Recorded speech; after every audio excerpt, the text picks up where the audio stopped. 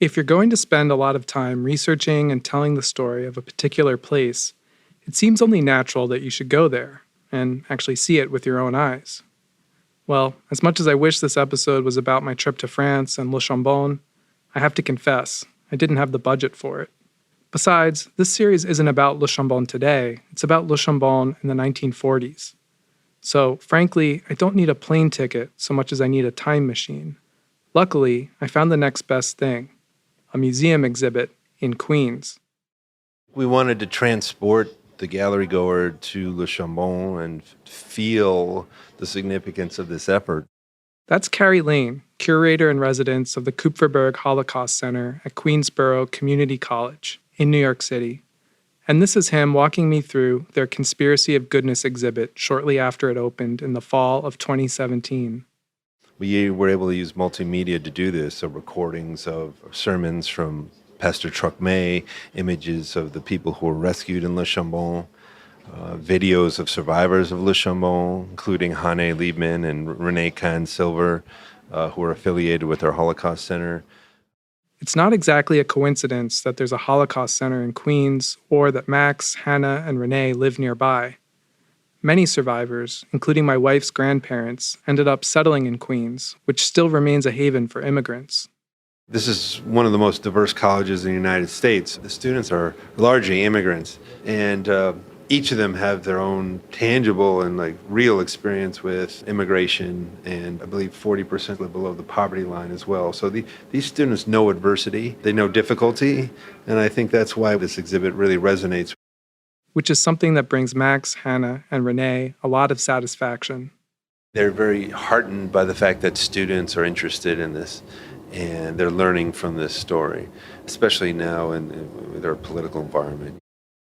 I, of course, was interested in what they thought of the nonviolence angle.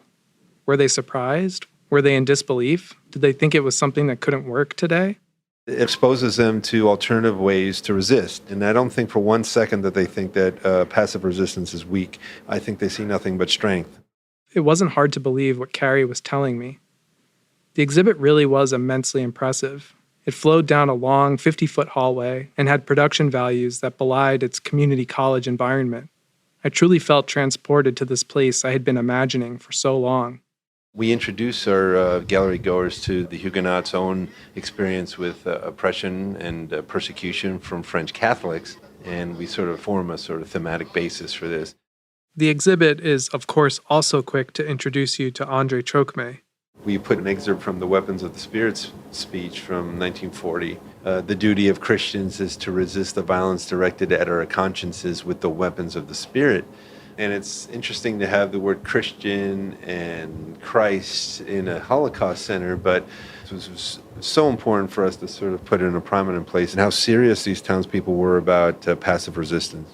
Aside from André, there are many other familiar figures. So this is Peter Feigl, and these are his portraits. We call this the Feigl Wall. It's a collage of headshots, mainly of refugees that were taken during the war by the document forgers in Le Chambon. Children would often collect and trade the extras, which is how Peter ended up with so many. And amazingly, he held on to them all these years. Here's one example of an actual Oscar Ostrowski fake ID.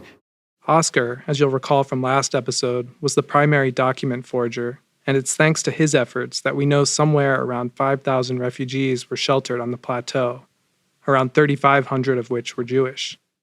And as you can see, it looks like they're trying to duplicate the same French citizenship card. Hannah Liebman gave some of her mementos to the exhibit as well. We have her fake identity card, her escape route into Switzerland, and the actual satchel that she brought from her home when there were roundups 80 years ago. Not only did this satchel survive deportation to France, it survived Gers internment camp and her escape to Switzerland. It was just amazing to see these items and the people they belonged to treated with such reverence, given how surprisingly little known the story remains. There's something about that plateau that's sort of hidden away. I think so too is this story hidden away, but I think that it's coming to light a little bit more now. Of course, the only reason a story can come to light 75 years after the fact is if people preserve it and carry its ideas forward. And that's what we're going to explore in this episode. How the story was kept alive in the years after the war, how it has evolved over the decades, and its effect on those closest to it. This is the story of Le Chambon.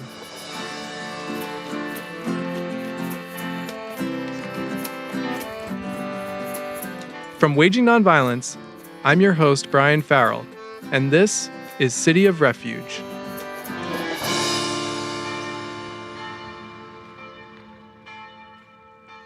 After the war, the Trocmés and Tasses finally had time to think about the future and their plans for it. One of their top goals was to more firmly establish the Sevenol School as an international center of peace. During the war, it had served the important role of providing education, as well as cover, for the many refugee children hiding on the plateau.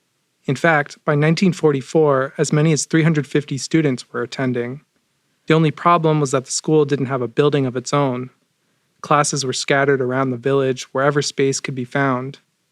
So, in the fall of 1945, André Trocmé and Edouard Tasse decided to raise money for a building.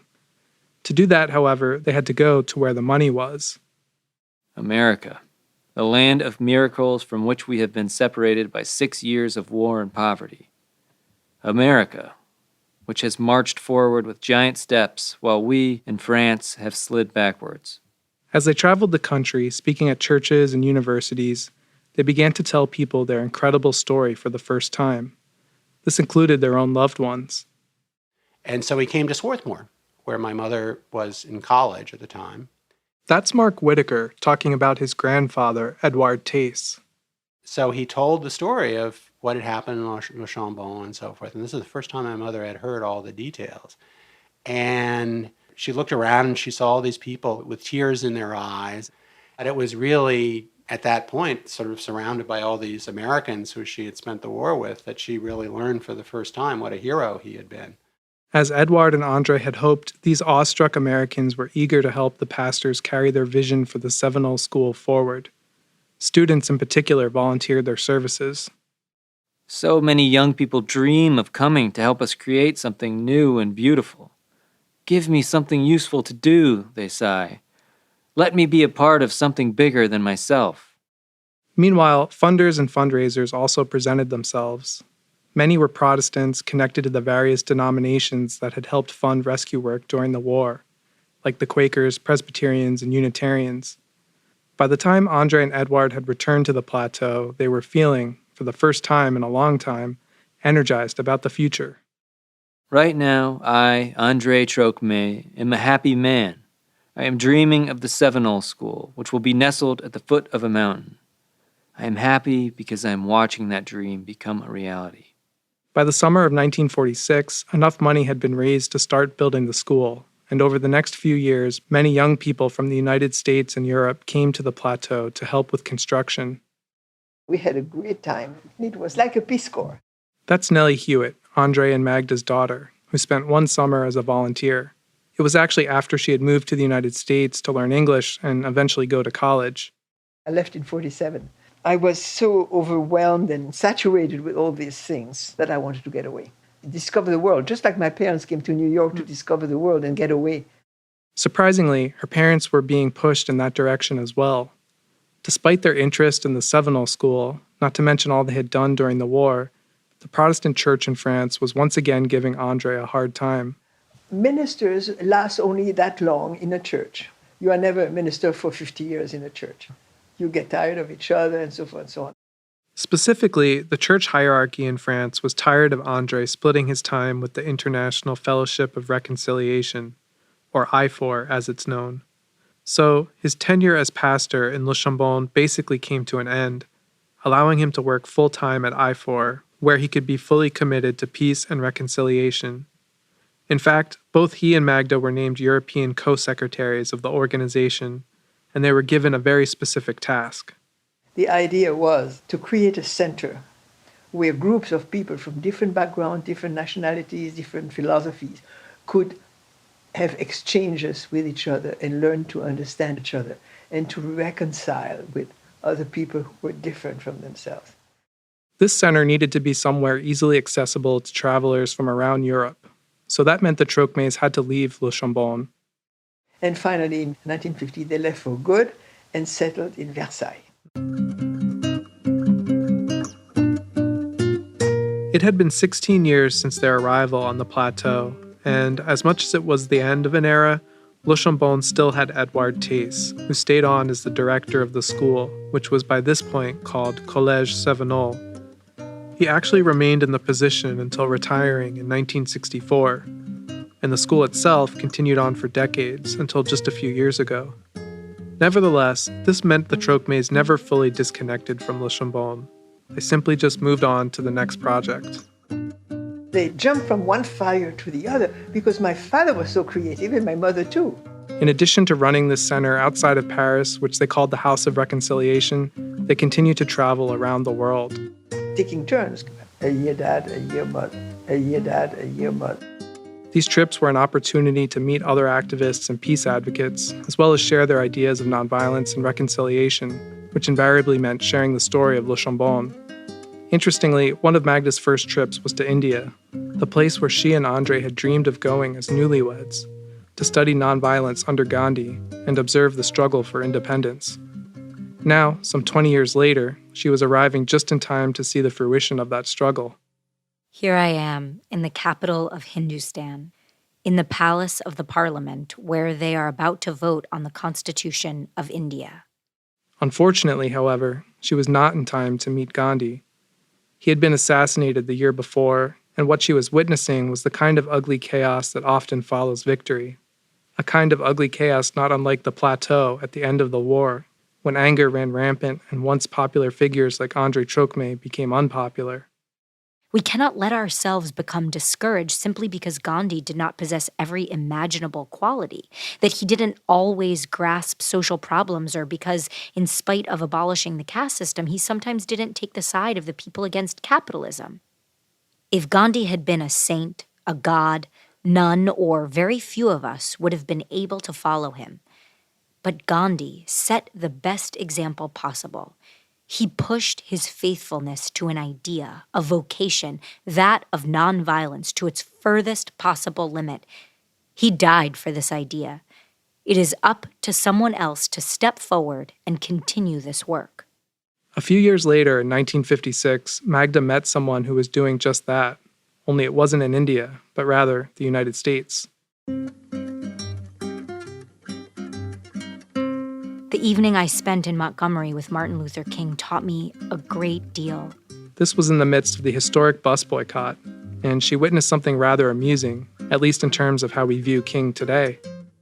Martin Luther King, a man the American public and even his enemies have considered the greatest religious teacher of our day, paused a number of times during his speech that evening. Why? To turn on the television set so he wouldn't miss the last baseball game of the series. For Magda, though, this kind of lighthearted moment was a reminder that amidst the deadly serious work of organizing, people still need to find time for enjoyment. This is what a modern saint looks like, especially those who are from the New World, who are preparing for a new world and who take time to enjoy the pleasures and distractions of the world in which we live. During her time in the American South, Magda also spoke before a black church in Tallahassee, something that was considered quite dangerous at the time, especially given that the local newspaper wrote a story with the sinister headline, quote, "White woman will speak to blacks." It was one of the best experiences of my life. The church was full. I spoke as though I was being carried by the crowd. And what did she speak about? Le Chambon, of course. And this audience had no trouble relating to what the plateau experienced under Nazism. At that very moment, the White Citizens Council was trying to find a way to exempt Florida from federal anti-segregation laws. France in 1942, USA in 1957. Humanity is the same everywhere. Not surprisingly, Magda had many issues with what she saw in the United States. Here was a flagrant contradiction in America. On the one hand, churches filled to capacity on Sunday mornings, and on the other, a horrific stock of A-bombs and H-bombs piling up, rampant financial imperialism and consumerism and racial segregation. Magda's brilliance really shines through in her writings from this time period. She and Andre were such an incredible force for peace during the post-war years. They seemed to have their finger on the pulse of nearly every major world issue. For example, they were among the first to protest the dangers of nuclear power, getting arrested in 1958 as part of a sit-in demonstration at a power plant in southern France. That same year, Andre traveled to Japan to take part in a conference opposing the development of nuclear weapons. After seeing the destruction of Nagasaki and Hiroshima a decade later, he didn't mince words in equating it with the worst of what the Nazis had done. And to the right and to the left of the noisy bomb, I saw its hollow-eyed twins, the silent suffocation of concentration camps and the murder of human beings perpetrated by torture. Andre also twice traveled to Vietnam with peace delegations, first in 1955, right after the French surrendered, and again in 1965 in the midst of the U.S. war. Both times his aim was to urge Ho Chi Minh to enter peace negotiations with the South Vietnamese. Obviously, the communist leader wasn't swayed to change course, as fighting continued for another 10 years. But Andre was certainly used to the difficulties of persuading guerrilla armies to put down their weapons. Interestingly, he and Magda found a new approach to that problem in Algeria, which was not only at war with France for its independence, but also at war internally, between Christians and Muslims. When the Algerian War began, things became even more delicate. I was nonviolent. I could not approve of the terrorist acts conducted by the nationalist Algerians, nor the repressive actions of the police and then the army ordered by France. This time, instead of only advocating for a peace agreement, Andre and Magda focused on easing tensions through programs aimed at increasing literacy and employment. During the war with France, Andre moved into a slum in the city now known as Skikda and began offering free classes. Magda spent her time meeting with women and children. Revolutions make for unexpected encounters between groups of people who, up until then, have seemed to be irredeemably separated by political, religious, and social barriers. Algerians and Europeans, Muslims and Christians stood side by side as they opened a school for mechanics. In total, Andre and Magda traveled to some 16 or more countries, many of them twice, during the 1950s, their most active post-war period. Although the traveling and the speaking continued after they left the International Fellowship of Reconciliation in 1959, their final years together were much less of a whirlwind. They moved to Geneva, Switzerland, where Magda taught Italian at the university, and Andre once again became the pastor of a church. This gave them some much-needed stability and savings, as years of selfless activism had left them nearly broke. Shortly after his retirement in 1970, Andre found out that he was going to receive a Righteous Among the Nations medal for his rescue work during World War II. The award, which is issued by the Yad Vashem Holocaust Memorial in Jerusalem, came as a shock to Andre. He didn't like medals or being singled out and praised for his work. For one thing, he saw what happened on the plateau as a collective effort. Since I am opposed to decorations, I would have to refuse such a decoration. Why me? Why not the throngs of humble peasants of the plateau who did as much and more than me?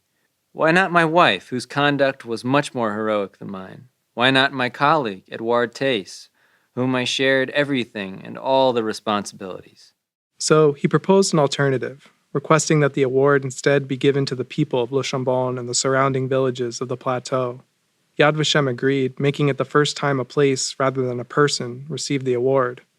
Since then, only one other place has been honored by the memorial, a village in the Netherlands, and that's among over 26,000 awardees and counting. Sadly, Andre was unable to attend the ceremony, which he also requested take place in Le Chambon, rather than the Israeli embassy. He was in a hospital in Geneva where he would die 5 days later, just weeks after his 70th birthday.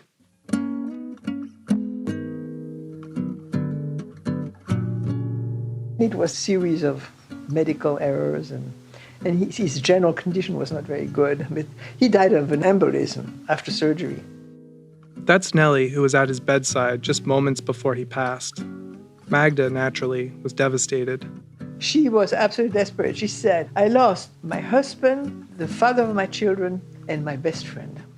They were a tremendous duo who had been through so much and were hoping to finally have some quiet time together, retiring maybe in Florence, which would allow Andre to immerse himself in fine arts, one of his numerous interests. They formed a very good team that way. She was the one who did the footwork. He did the conception and the dream work. And they needed each other because they completed each other that way. They were like two peas in a pod. Andre, of course, knew this as well. My temperament makes me philosophize endlessly about life, death, people, and things, and I tend to generalize and analyze everything. Fortunately, I married a woman who is firmly rooted in the present, in life and the lives of others, and she draws me out of my meditations, which can become stagnant and selfish. Yad Vashem still gave Andre an individual award, which Magda received at his funeral in the church where he preached in Le Chambon. She, Edouard Theiss, Danielle Trocmés, and other major rescuers would have to wait over a decade to receive their own individual awards from Yad Vashem. That's because the story and its central figures just weren't that well known yet. Perhaps the most detailed written account at that point was a short chapter in a 1969 book titled Anthology of Holocaust Literature. Its author was a former aid worker in the French internment camps, so he had first-hand knowledge of the rescue. But even his version of the story was very short on details and names. For some inexplicable reason, Andre is referred to as Pastor M. Nevertheless, this book found its way to Philip Halley. Remember him? He's the guy from the very beginning of the series, in part 1, who was in the depths of despair, until he discovered the story of Le Chambon while flipping through what turned out to be the anthology I just mentioned. And I started reading, and my cheeks started itching. I reached up, and my cheeks were covered with tears, and I was reading about a little village of Le Chambon. This was a man whose entire life, to this point, had been one long lesson in cruelty.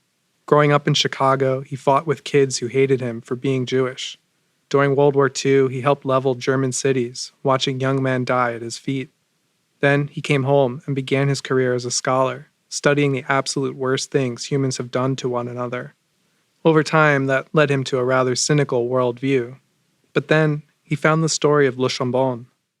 I realized that this might be my salvation, that I could, by becoming interested in it, assimilate it, imitate it, mimic it, and maybe be saved. So he went back to France, found the village, tracked down whoever he could find, Magda, Edouard, anyone else still alive who had taken part in the rescue. Over the next few years, he wrote Lest Innocent Blood Be Shed, the first book on Le Chambon, and when it came out in 1979, it received serious attention, with reviews in the New York Times and elsewhere. I really think that Halley's book was a landmark book. That's Patrick Henry, who wrote his book about Le Chambon, We Only Know Men, over 25 years later. It was one of the first books about the rescuers. It's one of the reasons why the rescuers play such a big role in Holocaust museums throughout the world. Interestingly, it did more than just spread awareness to the wider public. It also managed to inform people closely connected to the story.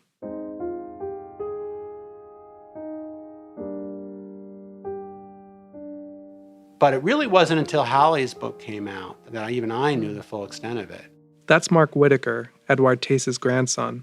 It wasn't really in the nature of my grandparents or even their children to go around bragging. At the same time, the book found its way to some of the Jewish refugees who had been taken in by Le Chambon. And when I saw the book advertised in the book review with a picture, I said, I know these people. That's Hannah Liebman describing the New York Times review she and her husband Max came across. And so, of course, we bought the book, and then I read it. Then I wrote a letter to Professor Halley, and he used it in many occasions in his lectures he gave or speeches he gave. He then wanted us to come along with him repeatedly when he spoke. Peter Feigl had a similar experience. I was flipping through the pages of the Washington Post, and I mean flipping through them. And I had turned the page, and suddenly I realized, wait a minute, I just saw something, Chambon. It was another book review, so of course he went out and immediately bought a copy. I began to read it, and that helped a great deal in bringing back all the events and my participation in them. Yet, for all the good that Halley's book did, it also created some serious problems. For one thing, it's clear now that Halley did not get the story fully right. In interviews just a few years after his book came out, Magda Trocmés said that Halley had exaggerated a number of things. And today, Magda's daughter Nellie still feels much the same way. He discovered the story, but he imagined many situations. He even recreated conversations. The bigger problem for the Trocmés, though, was that Halley had been infatuated with them, to the point of perhaps featuring them too prominently.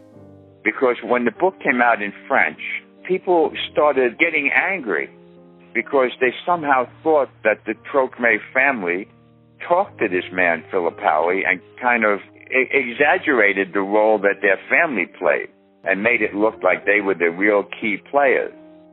Examining this controversy today, I have to say it seems a bit silly. For starters, anyone who knew the Trocmés surely should have known better than to think they were the kind of people to self-aggrandize. What's more, Halley is pretty upfront throughout the book about his adoration of the Trocmés, as well as the changes he was undergoing as a person by learning from them. In short, it should be clear to any reader that Halley's book is not the work of a dutiful historian, but rather a passionate philosopher. Nevertheless, it's understandable that people wanted a more complete version of the story to be told. And it only helped matters that more people, like the rescuers and survivors Halley left out, were ready to speak about their memories of the war. The first person to take on this challenge was a filmmaker named Pierre Sauvage. His documentary, called Weapons of the Spirit, was released in 1989, a decade after Halley's book came out. Pierre Sauvage tells a very straight story. He did good research, and it is still the documentary on the story. Like Halley, Sauvage had a compelling reason for wanting to tell the story of Le Chambon. That's where I had the good fortune to be born. This is Pierre speaking to me on the phone from his home in Los Angeles. My parents met in Paris, and when France fell in 1940, they went south. Both of them were Jewish, his mother having fled from Poland and his father from Germany. They first went to Marseille, where they sought help from the Varian Fry Committee.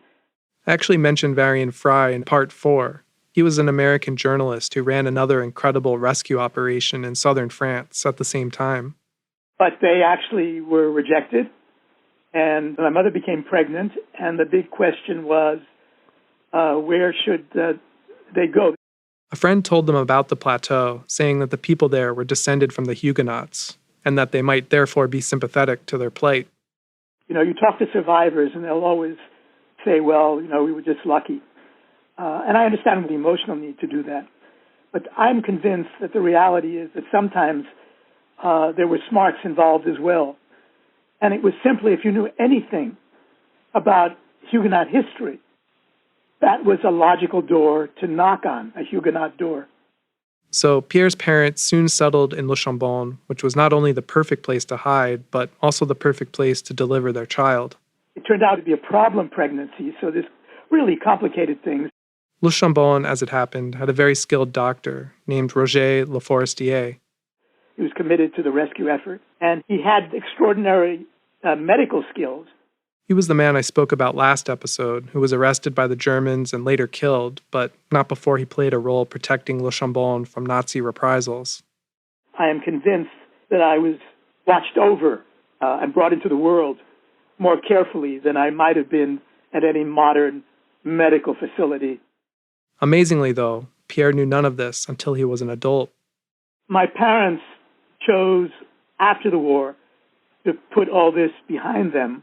And not only was I not raised with stories about Le Chambon, but my parents even hid from me the fact that I was Jewish. The only reason they told him was because he was going to Paris, where he would be staying with some family. But I think my parents knew that the secret would no longer be kept, so they chose to tell me, which was a smart move. Even after finding out, though, Pierre was not particularly interested or all that shocked. Basically, what my parents did is tell me the fact, but they also told me it was not important. And for many years, I accepted the fact that it was not important. That changed, however, as he grew older and met his wife, who also happened to be Jewish. Eventually, they took a trip together to Le Chambon in the early 1980s. And I met other people there, and I realized what an important story this was. He knew about Halley's book at this point, but immediately saw there was more to the story yet to be told. I realized I really wanted to capture these people. I wanted to show their faces. I wanted to provide their testimony. Before long, he was interviewing many of the core figures of the rescue effort, including Magda Trocmé and Edouard Theiss. Oh ben, c'est Jésus qui l'a fait en disant « Tu aimeras le Seigneur ton Dieu de tout ton cœur, toute ton âme, toute ta pensée, et ton prochain comme toi-même. » That's Edouard speaking in perhaps the only recording that exists of him. Sitting in front of pictures of Gandhi and MLK, he explained that Christianity, to him, boiled down to one thing: loving God and your neighbor as you love yourself. Sadly, Edouard passed away not long after this interview. He was 85 years old, but according to his daughter Jean, he would have appreciated the film. The film plays tribute also to other people in the town, not just the two pastors. He thought that was very important because it was the whole town. Now, what the Trocmés did, which was extraordinarily important, is help steer the community. But it's not as if they created this momentum. The momentum derived from something much, much deeper than that. It really was, as Magda puts it in my film, it was a consensus, and it was a consensus that had deep roots. As a result, Pierre spoke to a number of people who had not crossed Halley's radar. Rescuers like Madeleine Dreyfus, who saved at least 100 children during the war. At the same time, he also confronted one of the plateau's first real opponents. I got the testimony of the Vichy official who actually went to Le Chambon during the war. Georges Lamirande. Remember him? He was the Vichy Minister of Youth who came to Le Chambon expecting a grand reception, but was confronted with the fact that the village was hiding Jews. And I came to realize that one of the reasons that he agreed is he had nothing on his conscience. He was convinced that he hadn't done anything actively wrong. Looking somewhat annoyed at Pierre, he actually tries to explain that he never denounced Jews and wasn't involved in the roundups. He even goes so far as to say, "I have many friends who are Jewish." And while that may have been true, he was undoubtedly a classic example of the banality of evil. And one thing I certainly lacked was a villain. And, the reality is that if I'd been able to dig up Hitler living to a ripe old age in some place in Argentina, I would have been thrilled to have the scoop. But he really would not have been the right villain for me, because the right villain for me was the villain of omission, not the villain of commission. This was a story about people who couldn't look the other way. Far more uplifting than that, though, was Pierre's inclusion of refugees who had been helped by the plateau. People like Peter Feigl, who in this clip is shown returning to Le Chambon for the first time since he was a teenager.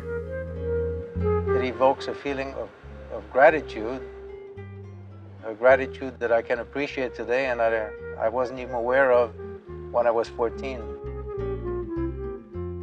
Even more amazing than that return scene, however, was something that happened to Peter after the film was released. I received a letter from a man in Paris asking me whether I was the Pierre Feigl who wrote a diary dedicated to his parents. If you'll recall, Peter had been writing in a diary up until Danielle Trocmés took it away from him for safety reasons. I pretty much had forgotten that I had written this. I occasionally said, I could have sworn that I had a diary that I wrote originally, but did I really write it, or is this a figment of my imagination? The man who contacted him about it said he had found it in a flea market after the war. He said, I am a collector of such memorabilia, and by the way, I published your diary in France in 1976, because I had assumed that you perished. But rather than return the diary out of kindness, the man made Peter buy it back. He has since donated the diary to the U.S. Holocaust Museum, which regards it as an important primary source account of a Jewish child's life in France during the war. But that's just one example of the film's impact. It also helped other former refugees reconnect with their past. And I had never really spoken to my husband about the full extent of my experiences. That's Renee Kahn-Silver, who was just a young child during World War II. And the experience had been so traumatic that she put most of it out of her mind. Until one day in 1989, when she came across an article in the New York Times about weapons of the spirit. So I said to my husband, there is a film being made about a town where I think I might have spent some time. So they went to see it together, and at one point in the film, Pierre Sauvage speaks to a Madame Dreyfus, whom I definitely did not recognize, because this is, 40 years later. And he said to her, I understand you kept a little notebook. This was so Madeleine could keep track of where all the children were hidden, something she admitted to Pierre was quite risky. Anyway, she opens this notebook on the screen, and I saw my sister's name and my name and our address and my sister's date of birth, and it goes on, and she turns pages and my name appears again. And I let out a scream. I have never in my life screamed like that. It was an incredible turning point for Renee. That's when I first reconnected, and it's the first time that I realized that, I had not been part of something shameful, but a part of something extraordinarily beautiful and worthy. While Weapons of the Spirit won many awards, including one shared with Ken Burns, stories like Renee's are what Pierre considers his greatest honor. Nothing moves me more and pleases me more than when another survivor of the Chambon comes out of the woodwork. I can't tell you how gratifying that is. And in 1992, not long after the film was released, there was a large gathering in Le Chambon, which is now referred to as the Colloquium. It was a gathering of the survivors and of course, the people of Le Chambon and members of the Resistance, who had all been very active in that area. At one point, everyone got together and sang the French version of Auld Lang Syne.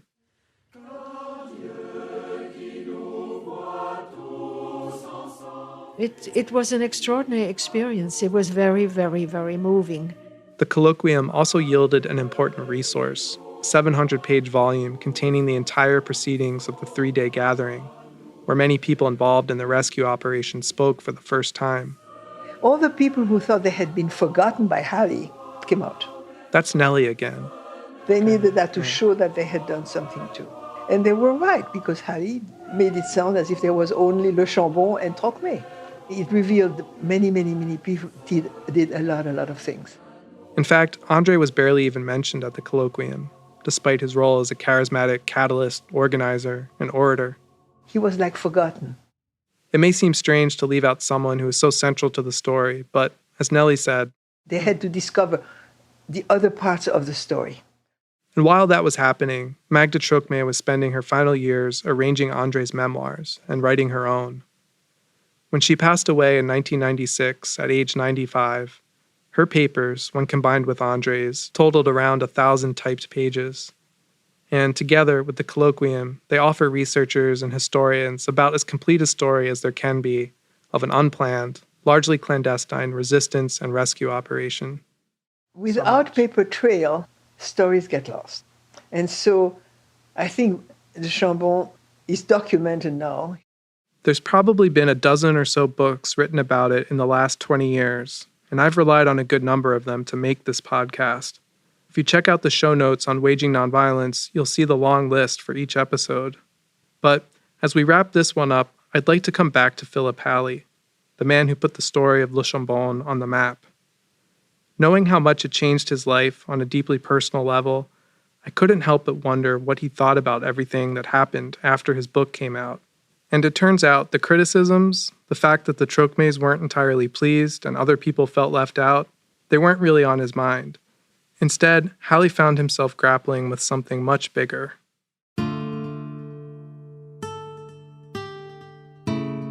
I said to myself, wait a minute. Something in your heart resents the village. Something in your heart resents the village. They didn't stop Hitler. They did nothing to stop Hitler. That's Halley talking about what happened after his book came out, after he thought he had undergone a conversion. 1,000 de Chambons would not have stopped Hitler. It took decent murderers like me to do it. Murderers who had compunctions, but who murdered nonetheless, to stop him. So, that conversion he had experienced, it seems it didn't stick.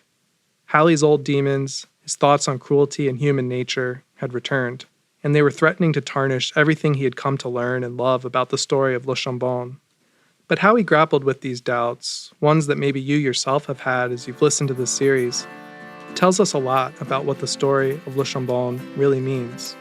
So join me next week for our final episode as we explore the greater lessons of Le Chambon and its relevance to the world today.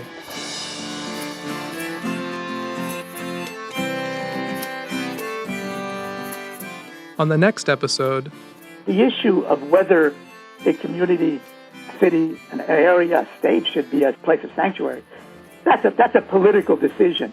But once that political decision has been made, then the question is, well, what is there to be learned? Are there other examples? And Le Chambon really is a singular example of a whole community that turned itself into a place of sanctuary.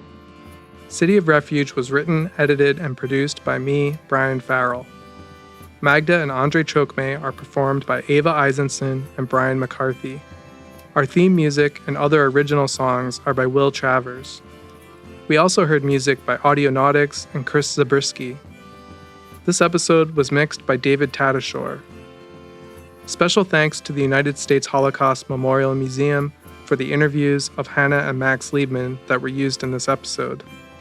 The Conspiracy of Goodness exhibit at the Kupferberg Holocaust Center in Queens is no longer running, unfortunately, but you can still get a glimpse of it on their website, as well as the other work they are currently doing. Visit khc.qcc.cuny.edu. Another special thanks to Pierre Sauvage for the clips from his great film, Weapons of the Spirit. Pierre is working on a 30th anniversary edition that you can learn more about at his website, chambon.org. For more information, please go to our website, wagingnonviolence.org. There, you'll find a transcript, photos, a list of our sources, music used, and much more.